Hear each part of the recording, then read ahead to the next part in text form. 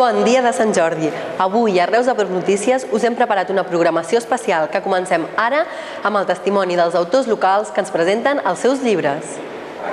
És un llibre que pretén parlar, explicar, donar a conèixer una opinió del propi autor i també d'altres persones que han parlat i han escrit sobre aquesta part tan específica del futbol. Per desgràcia, és una part de l'entrenament i del rendiment en el futbol que no està molt estudiada i que no està molt escrita, i és per això que creiem que a l'hora de fer aquest llibre tenia una dificultat afegida. No pretén donar cap solució, ni molt menys, sinó que simplement pretén donar una opinió, i és això, és una part més teòrica i una part pràctica que ve destinat sobretot a entrenadors de futbol, a llicenciats en INEF, estudiants del món de l'esport i molt especialment a la gent que li agrada el món del futbol, i creiem que pot ser realment interessant. Donar veu a gent com el meu pare, tot i que concreto amb el meu pare, però vull donar veu a gent que van patir la derrota a la Guerra Civil i que mai no havien pogut tenir l'ocasió d'expressar sobretot els seus patiments, les seves frustracions i el seu desencís davant de la incomprensió dels seus inclús amics dels seus pobles, en aquest cas concret del Forja. I evidentment que m'he centrat en el meu pare, però he volgut rememorar que 10 del Forja van marxar voluntaris cap a Madrid a aturar el franquisme que ja estava a les portes el novembre del 36. Bueno, esta es mi primera novela, Me debes un beso. Es un tecno-thriller en donde, bueno, pues se conjugan varias cosas. Amor, sexo, acción, venganza, en fin, una serie de cositas, unos ingredientes que la hacen pues que te capturen y no te suelten. Yo lo recomiendo, es muy interesante. Aquest llibre recull un treball de recerca que pretenia precisament això, recollir el patrimoni etnològic i etnogràfic al voltant dels licors i els aiguardents, una tradició que al llarg del segle XVIII i el segle XIX pràcticament va donar la riquesa a totes aquestes comarques del sud de Catalunya i que pràcticament poca cosa se'n sabia. I aquí hem recollit no solament aquesta primera part més d'història, que explica què és el que va passar des del segle XVIII fins als nostres dies, com aquest sector ha anat desapareixent, sinó també les receptes d'aiguardents, de licors, que s'han conservat encara i que m'han anat preguntant a la gent, a les àvies del Priorat, de la Ribera d'Ebre i de la Terra Alta. Que m'agrada molt escriure, ho faig cada dia i fent-ho cada dia és lògic i comprensible que de sobte aquest Sant Jordi presenti 4 novetats, hi havien de ser 6, però per sort les dues han quedat una mica enrere o endavant i es publiquen al juny i al setembre. Els 4 llibres són un llibre de cartes d'amor per adults, primera memòria d'Abel, una història verídica de 2 nois que es van un dia petonejar al carrer, un home ho va veure i va matar un d'ells pensant-se que ell tenia el dret a fer-ho. L'altra és una història terrible, que diu Llibre de l'Apocalipsi, del que passarà quan s'acabi el món. Un altre és un llibre molt més divertit, la lluita del bé i del mal, amb el llibre guanyador del Premi Joaquí Torres 2011, que és el llibre d'en Cantarés la Bella Taràndula. És el primer llibre de poesia que escric en català, perquè tinc uns quants abans en castellà. I això és la història d'un metge probablement mort, no se sap exactament, i és una espècie de biografia poètica d'aquest autor, fictici, evidentment, que escriu sobre cinema, sobre literatura, sobre música, i que dona fe dels seus amors, dels seus desenganys i de la seva probable mort, perquè és un misteri que queda sense resoldre's fins al final. I presento el llibre de l'editorial Paisaje, Diari d'un suïcida. El meu protagonista fa 29 anys va decidir fer un diari per tal de deixar la seva empremta abans de suïcidar-se. Però sembla que la vida, que li va fins aleshores molt malament, que també està enmig d'una crisi com l'actual, li donarà una petita sorpresa. Aquest llibre és un llibre fet a 3 amb el Josep Fàbregas i el Xavier Ferrer. I aquest reusenc és un reusenc que estimava els llibres, que els buscava, els triava, els comprava i els cuidava. Al llarg de la seva vida va formar una important col·lecció que la tenim aquí a la biblioteca. I aquesta col·lecció ens ha permès descobrir un personatge molt desconegut fins ara a Reus. I això i molt més és el que trobareu en aquest llibre. Adaptadora una mica d'aquest conte original de l'Ignasi Riera, La camella del meu desert, que és un conte molt bonic, molt poètic, que és una narració en primera persona sobre una experiència que un nen de Bolquers viu al desert i com sobreviu amb l'ajut d'uns camells. I és una història molt dolça, explicada molt emotivament, amb un text extraordinari de l'Ignasi Riera, al qual vaig tindre el goig de fer una adaptació i d'introduir-hi alguns textos i del que estic com a molt satisfeta. I us el recomano perquè és molt bonic. Ret homenatge al Jaume Grinyà. Vol demostrar el que va fer aquest home a la ciutat de Reus, el millor jazz, on el va portar ell. Llavors, en una reunió de la Junta, quan se'n va anar, vaig proposar de fer una biografia.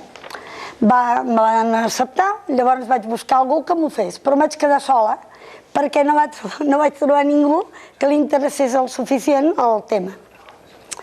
Llavors, a Barca vaig proposar de fer una miscel·lània, que m'ho va aconsellar el senyor Mallafré, i vaig triar un munt d'amics del Jaume, amics i coneguts, i va des que era jove fins als darrers anys d'ell. Llavors també és una mostra de la nostra ciutat, el pols d'aquella època, el seu Reus que estimava tant.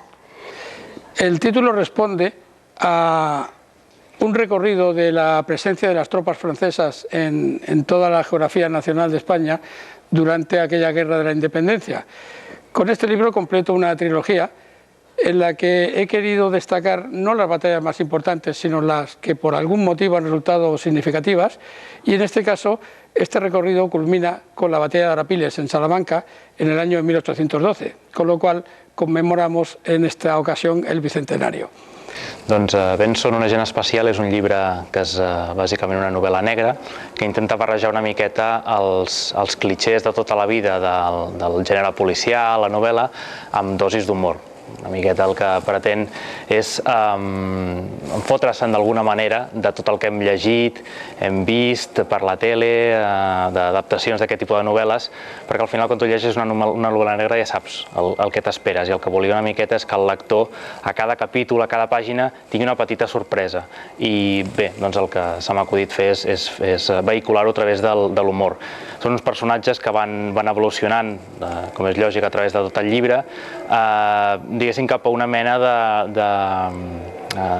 d'autodestrucció, d'alguna manera, dels clixés que s'havien format al principi per anar poquet a poquet evolucionant per sortir de l'ou i acabant sent millors persones i resoldre el cas al final.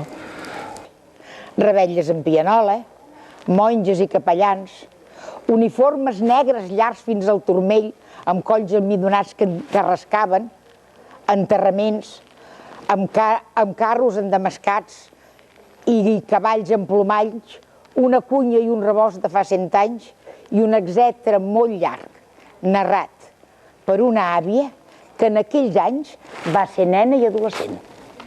Il·lustrar històries viscudes i no contades d'Agnès Padró, la meva companya, ha estat un plaer i a la vegada un repte. Un repte perquè hem hagut de traslladar els anys de la meva infantesa. I no solament de la meva infantesa, sinó amb la visió que haguera tingut una nena de la meva edat.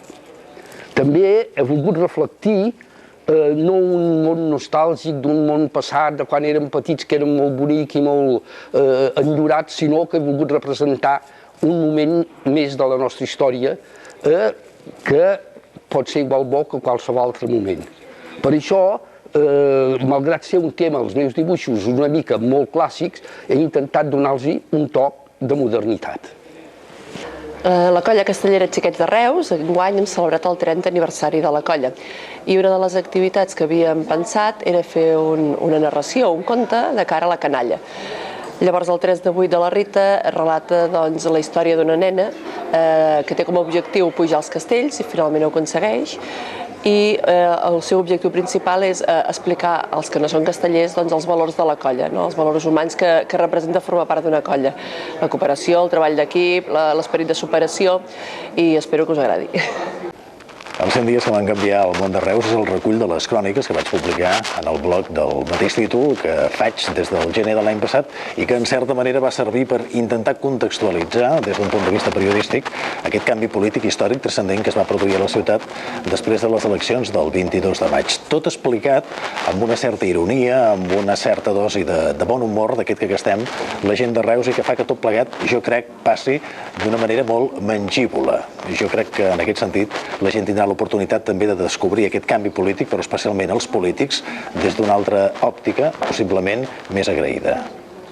Bé, un sojorn a Baden-Baden és un recull de relats que amb una trama àgil i una mica especulativa intenta atrapar el lector, sorprendre'l i que aquest pugui conèixer, aproximar-se a tots els seus personatges a través del que fan, a través del que diuen, buscant la seva complicitat i sense cap mera d'intervenció de l'autor. Uns personatges, de vegades, molt condicionats, molt en simbiosi amb el paisatge, amb uns espais molt familiars meus, amb uns espais coneguts. Esperem que el lector també els conegui i també se senti atrapat per aquesta trama. El Decreto de la Luz és un llibre ple de pensaments profunds i sentiments íntims a través dels quals el personatge de la vella Europa dona a conèixer el seu amor platònic que sempre ha tingut des de la seva infància. Llavors, el Decreto de la Luz és un llibre ple d'imaginació, ple d'il·lusions, ple de desitjos, de somnis, replegats en forma de relats breus que espero que us agradin molt i molt. Doncs enguany el que hem fet ha estat el catàleg del Mudé Gener, que com la majoria de reusencs saben és un escultor important a la ciutat que fins ara no havíem tingut l'oportunitat de veure la seva completa. El catàleg acaba de donar enlluernament a l'exposició, amb el qual ens serveix i tenim un treball de recerca de diferents autors, entre els quals un article meu, on donem una visió àmplia i sobretot de l'època africana del Modest Gener. Bé, enguany he publicat dos títols dedicats al doctor Vilaseca. Com és natural, és un autor de la meva preferència, perquè soc el director del museu que porta el nom d'ell, i a partir de documentació que té al mateix museu, de la correspondència que li va trametre al doctor Adolf Schulten, que és un gran historiador de l'antiguitat alemany, que va viure uns quants mesos de tant en tant a Tarragona i a Reus, doncs la seva correspondència al llarg d'uns quants anys, molt interessant. Llavors, amb una companya de Madrid, la Maria Eugènia Menedo, hem fet una edició de tota aquesta correspondència, fent la contextualització, diguem-ne, de tipus historiogràfic. I l'altre títol dedicat al doctor Vilaseca és una reedició que he fet la introducció, el pròleg i la bibliografia d'un llibre del doctor Vilaseca l'any 1936, en català, sobre la indústria dels cicles del Priorat i extensions, en el qual ell és el primer seu gran treball de recerca prehistòrica publicat el 1936, que valia la pena donar a publicar després de gairebé 80 anys.